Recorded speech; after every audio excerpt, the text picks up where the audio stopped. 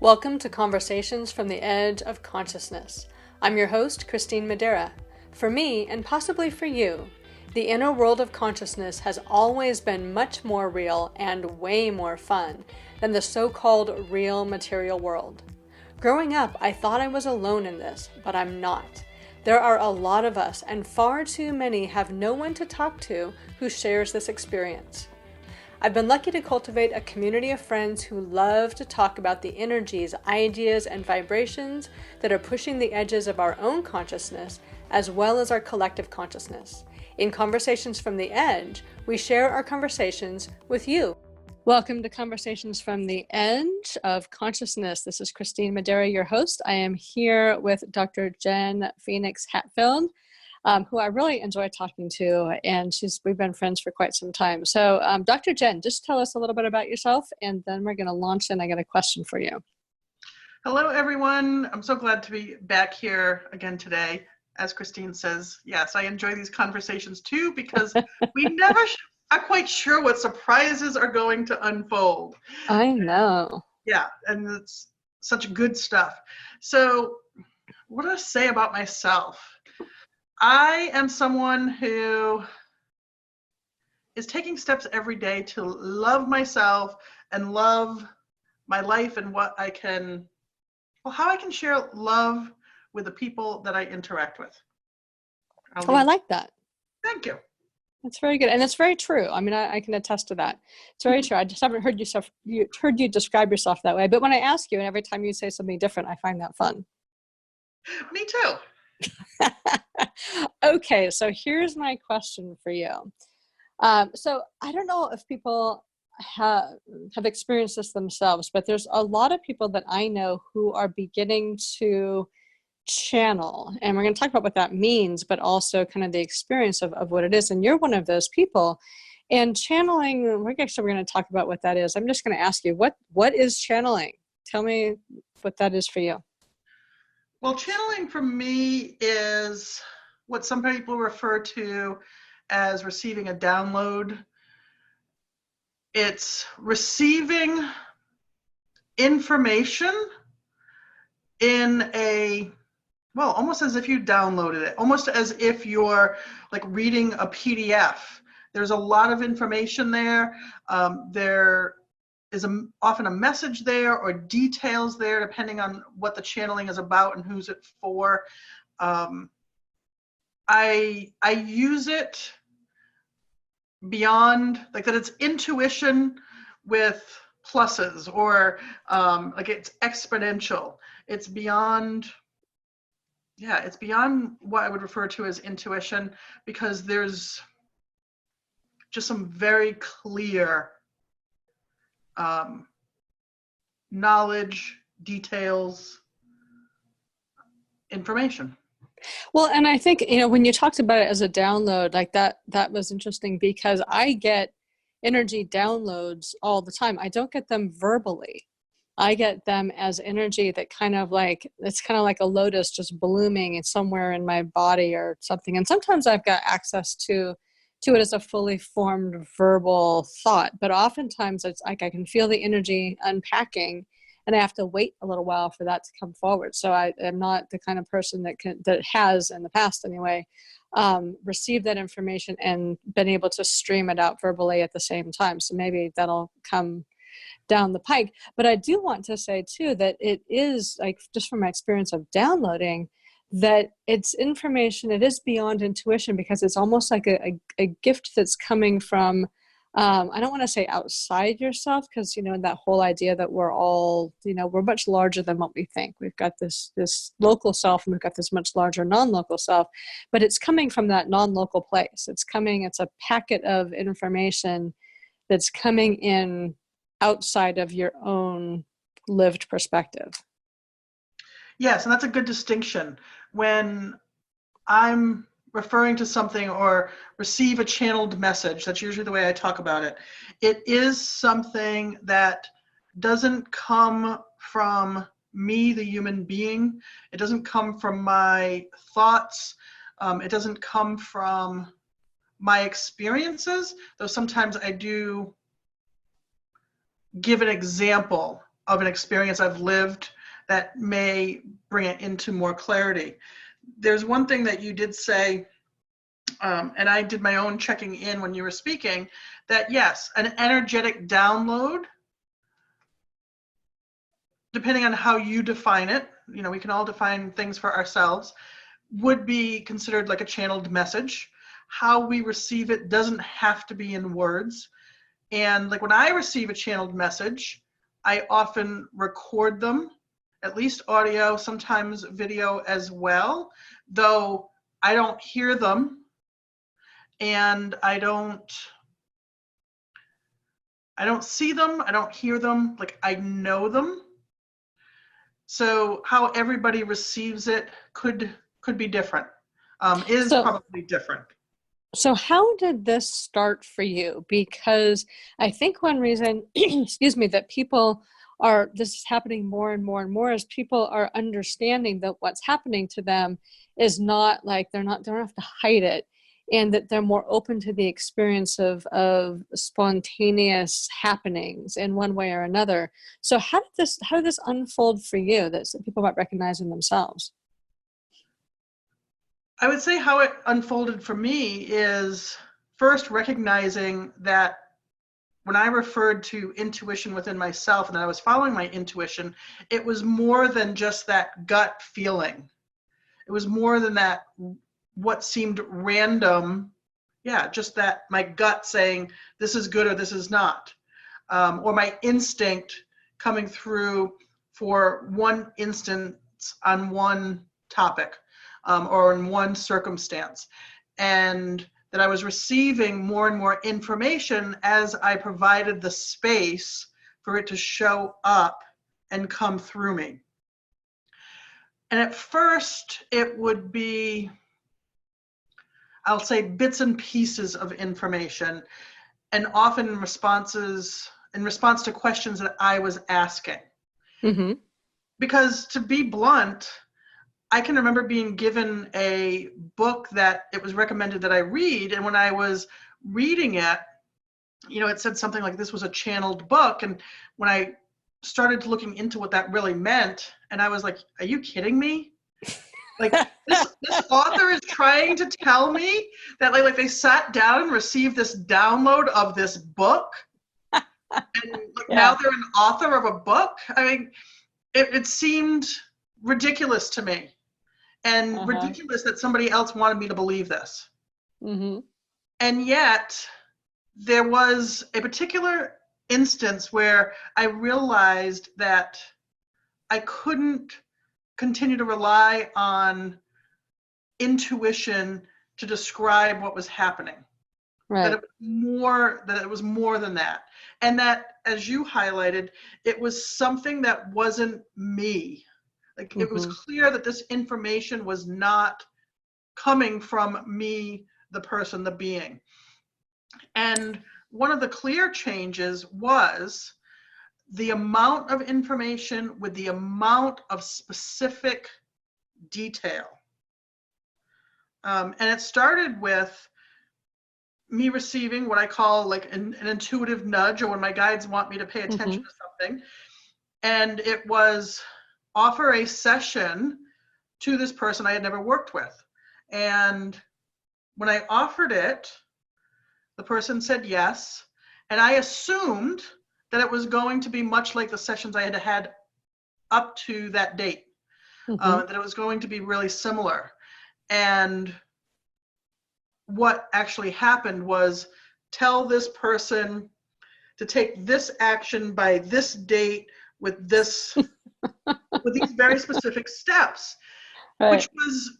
which was very different than how I had been working with people up to that point, because often what I received was, ask this question to help them work through and come to like their own awareness and their own knowledge. And this was like, no, like share this information. Very, well, again, very detailed, almost like black and white. It was like, here, you say you want to achieve XYZ, here's the book, as we talked about in a different podcast. Here's the step-by-step instructions to achieve that. and I had received it and basically was told to pass it on. Now, even though it was so clear what I was receiving, I can tell you, me, the person, was fighting it the whole way. I Because, remember you telling me about this after it happened, and you're like, okay, this thing happened, and I'm going to tell you what happened, but I don't really know how to evaluate what happened. And I really remember that because we had a session not long after that, and you had pulled some of the same stuff as far as like, I'm going to see if this is going to work for us. But I remember that, and how skeptical and how excited you were at the same time. yes, and fortunately, I did receive feedback from this person that they did follow through on some of the steps, and things started to come together. The results they were looking for, the experience that they were looking for, were happening. Mm-hmm. And in a way that they never imagined, and at a scale that they never imagined. Yep, So I received confirmation that, okay, there was something to this, which of course had me questioning all of that. Now, that was almost 2 years ago. Yeah. And despite that, I did not own the title of somebody who could channel until just months ago, because it was still something that I wasn't entirely comfortable with. Yeah, there's so much stuff about that. And there's a lot of channel stuff that I've seen, and I'm like, really? Like, that just doesn't ring true. And so maybe that's something to just touch on for a moment, that just because something is channeled, because I remember back in the days of like Seth, back when they had these, there were some trance channelers who would go in a trance, and they would kind of like Esther Hicks. She goes in sort of a trance, and Esther's not really there, and Abraham comes through. And this information comes through. Sometimes it's in a different voice, and it's this information. And just because it comes from whatever does not necessarily make it an absolute truth. It's the best information coming through at the moment, in that moment, for that particular situation, from that particular source. And so I think that because some of those sources have been a little kind of out there over the years, it gives a lot of skepticism to the entire idea of channeling. I agree with that. And I'm also reminded that we all have our own experiences. Mm-hmm. And because we all have our own experiences, we have our own beliefs, we filter information differently. And because of that, even though, because I find this sometimes with the books that I read or podcasts that I listen to, how one person versus another describes it, it seems like they're almost contradictory. Mm-hmm. And I believe that that's because sometimes how I have to hear it is in, format A, and how somebody else has to hear it is in B. And so this is where, like, channeling, and why I hesitated to take on that title, is because there was this like belief that because it's channeled information, Mm-hmm. like, you take it as if it's like absolute truth. Yeah. And channeling, well, our experience of life is constantly changing. It's constantly evolving. The consciousness of the world as a whole is changing and evolving. Conversations we have today, I mean, I couldn't have imagined having 5 years, certainly not 2 years ago. I mean, no. I would have been listening to myself going, "You're nuts. Like, where is this?" I mean, like, let's be honest. It would have been so far out of the realm. Yeah. I mean, even to say like, "Oh, I channel." Like, now it's like, yes, I send out channeled messages a couple times a week to the people who follow me, and have gotten where I'm more comfortable with it because I've learned to trust it. Yeah. But I have to be reminded that whether it's channeled information or a podcast or a book or wherever I'm gaining information, I still have to filter it through my myself, my own authentic, true core of who I am. Well, and that brings up a good point, because one of the theories I have heard from people who would like to talk about these things, about why there's so much spontaneous movement toward channeling, is that as we are becoming more open to new ideas, new awarenesses, new possibilities, that channeling is the fastest way for us to be able to bypass our automatic, shut down filtering system, to be able to hear things. Like, somehow, if we're just intuitive, or we have, like you talk about your guides, which is another question I have for you, about, opening up to the idea that we have guides or guardian angels or something that can bring us more information, and how we actually access that information. Channeling seems to be a easier avenue for a lot of people to receive than the idea that I can simply open to this and have this come through me in a way that I don't have to identify as channeling. Yes. And that it's a permission and a trustworthiness of people not trusting themselves, but trusting the idea of this being channeled information. Yes. And let's see, how would I say this?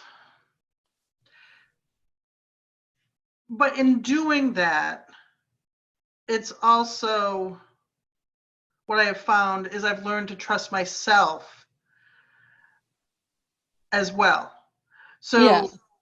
And I think that's where it goes. But I think for a lot of people, don't start with the trust, and it's an avenue to moving into, like, oh, okay, I can really receive this. Oh, I can receive this more easily. Oh, I can just receive this directly. I don't need to I can receive this as part of my just everyday ordinary operating system, versus this set aside time that I call channeling. Mm-hmm. And that's interesting, because I didn't start sharing channeled messages consistently, certainly not to the people who follow me, until I trusted me in that process. So, well, I like that, actually. That to me has a lot more integrity than just like showing up, oh, I had a channeled message, and because I think if you do that, it's easy, unless you learn to trust yourself, to actually go into to slip in more into ego, and to slip more into looking at your own way of viewing things, and kind of assuming that those are your channel messages, versus really staying attuned to that process of what is me showing up for this that's coming through me, and learning to trust myself and trust this process. That to me shows a lot of integrity as a channeler. well, thank you for that, because I do believe that, well, I have this belief that I don't share something with others unless I do trust it. And that's just really important to me. And people know that if I'm sharing information, if I'm sharing recommendations, whatever I'm a part of, that it's something that I trust, because I wouldn't be doing it otherwise. So thank you for that. And for those who, I do think that, you said more and more people are becoming comfortable with it. They're becoming open to it. I do believe that we all have the ability to tap into, whether it's channeling, whether it's communicating with people or animals who have passed, or whatever extrasensory ability or abilities are out there, that we all have the ability to connect with those, and from within ourself. And it starts with being, one, open to it, and having a belief that it is possible. And I like what you said, that for people who would just say, oh, I can do this, that does ego come through? And does ego show up? And I question that too. Like, are they listening to their own channeled messages? Are they responding or taking action around their own channeled messages? And maybe it's because of my perspective that I don't just do this to share information, but I do this to support people being able to take concrete action Yeah. to make changes and transformation and to live and create a life that, you know, really gets them excited, really is like, yeah, feels really good. So it's not enough to just put information out there without how do we put it in action? Yeah, well, and then the rest of your work is all about how do you get people to trust themselves. Right. So it's very aligned with what you do. So I want to ask you though too. You talk about guides, and that's another thing that I've heard about for years, and more people are becoming comfortable with the idea that they have guides, and with connecting with their guides. And your guides are a particularly helpful with your channeling and that whole process of you helping people. So how does this work for you? Like what tell us about it? I don't Okay. just gonna turn it over. It's interesting because, you mentioned, and we have so many fabulous conversations. I don't always keep track which one happened when. I But know. you mentioned Abraham and Esther Hicks.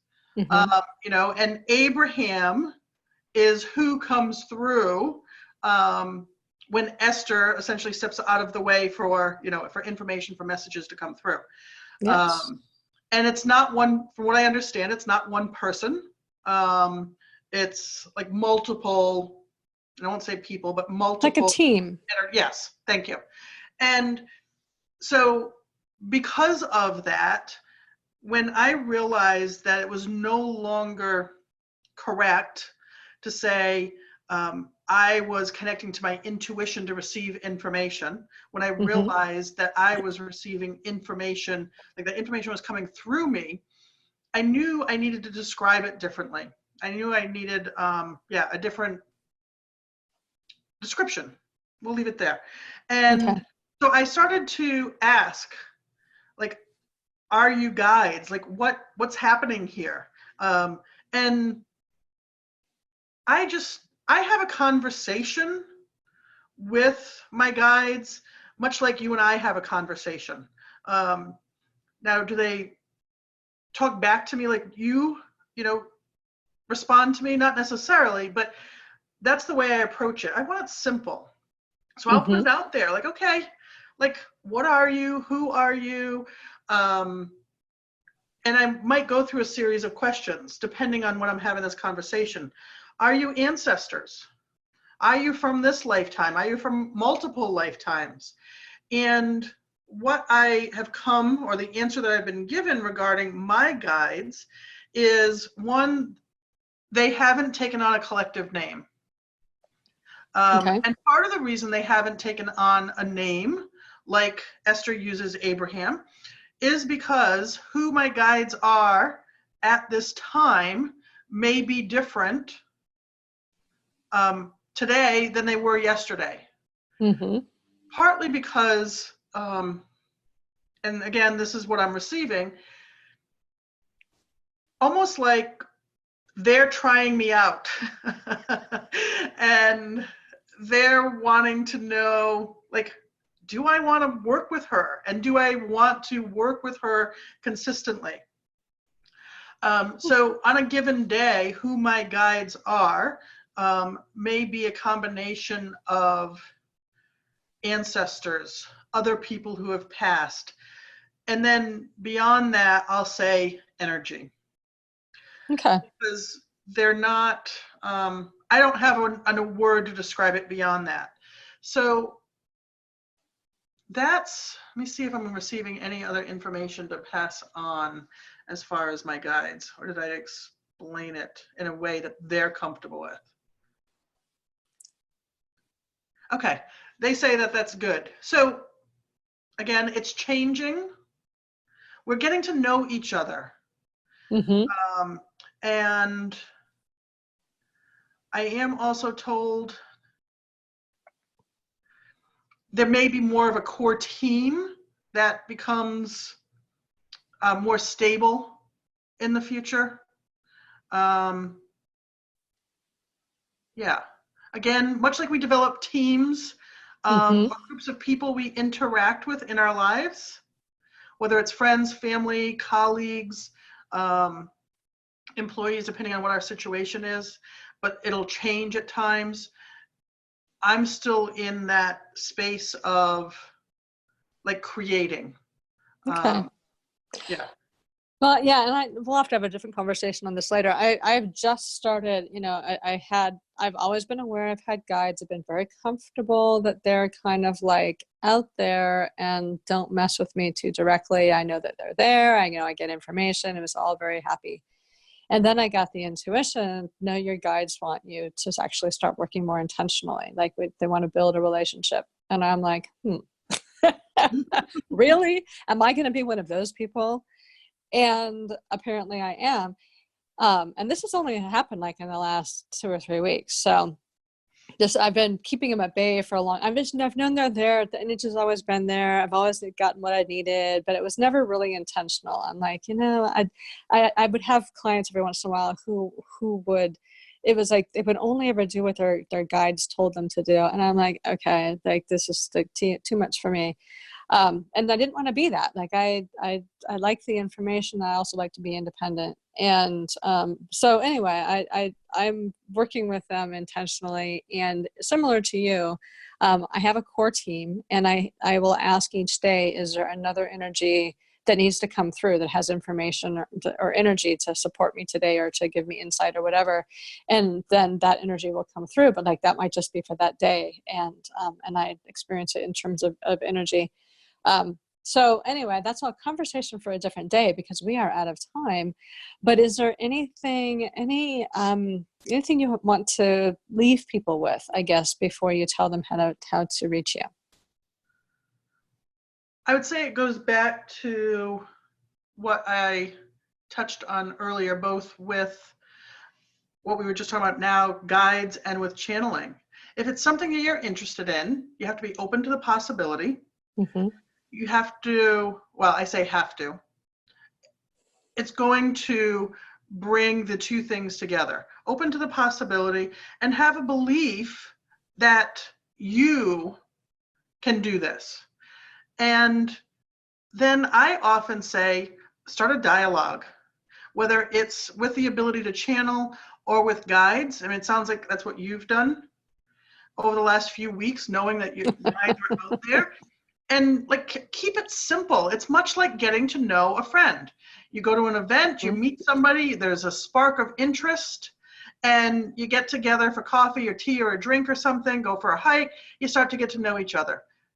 Start that dialogue, whether it's with channeling or another extrasensory ability or with guides, because that's what's going to, you want to create that foundation, you want to create that relationship, something. And the one thing I would add to that is, and this is particularly of people who are like, oh, I don't know who I'm going to be connecting to, but I think in general, it's a good idea to always come from the intention that you are working for your highest benefit and the highest benefit of all.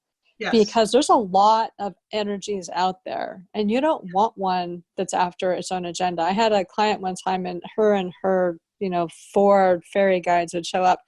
And they would have, like, she's like, oh, I can't do this because I couldn't do this particular piece because this guy told me I had to do this and I had to do this and I had to do this. And it was really like, what are they, it's like, it was meaningless stuff. And it was, I was like, you need to upgrade this. Like, this is not working for you. Yep. Come to this with your highest and best good and the highest and best good of all concerned, and not like working out the karma for your fairy people that are running around telling you to do crazy things, because it's not working for you and it's not really working for them. Everybody's just getting entertained. Yes. And that's a great point. It's part of, and I'm glad that you mentioned it, it's part of my language when I ask questions of my guides, communicate with my guides. It's always with the add-on, whether I start it, my question or phrase with it, or end it, what's in our highest and best good, mine and whoever I'm, talking to or working with. Always what's in my highest and best good. So excellent. Thank you. All right. So let's tell everybody how to reach you, and people can always reach you through conversationsfromtheedge.net, but go ahead and tell them what your website is, and then we will wrap up. My website and the best way to reach me, theintuitivephoenix.com, because it gives you access to multiple ways to connect with me. All right. Well, thank you so much. It was always so much fun talking to you. I've already got 2 more conversations I want to have with you. Yes. All right. We'll talk again soon. I look forward to it. This is your host, Christine Madera. I hope you've enjoyed this conversation from the edge of consciousness. You can find all our conversations at conversationsfromtheedge.net. You'll also find links to schedule a private conversation with me or any of my friends, as well as tools to help you expand your own consciousness and explore what's possible for you outside the boundaries of your current perceptions. Feel free to use this podcast to start your own conversation by sharing it with friends, on social media, in your blog, or even in your own podcast. And as always, live the adventure of pushing your own edge. It's the most amazing adventure there is.